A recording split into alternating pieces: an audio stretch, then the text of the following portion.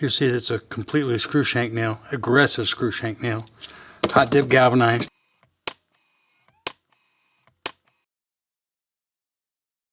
Often, these squeaks are the fault of the hardware used during installation and not the installer.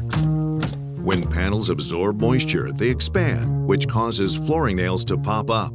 The panel is then free to slide up and down along the smooth nail shank, thereby causing the squeak.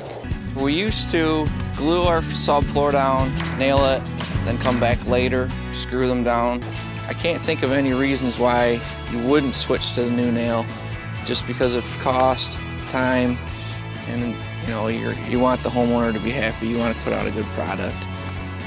I think it's a great product. I think everyone should use it. Installing fiber cement siding usually takes finding your studs, marking your studs, going through the outside sheathing into that stud. So you had to make sure all your shots were accurate, which takes time. With the Paslode tetraGRIP system, that's all eliminated. This fastener, the helix coil, goes directly into the OSB and holds very, very well. You don't have to worry about finding a stud. Features and benefits of the tetraGRIP tool. So you have a restrictive trigger. So you're going to shoot, you won't get that double shot, which will tear up your siding. You have an adjustable safety. When you're putting up fiber cement, you want the nail to sit flush on that board. You do not want it to countersink, okay?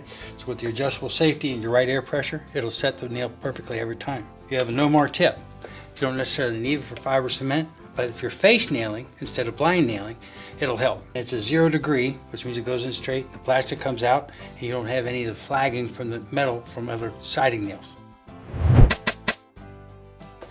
Won't pull your pants down either.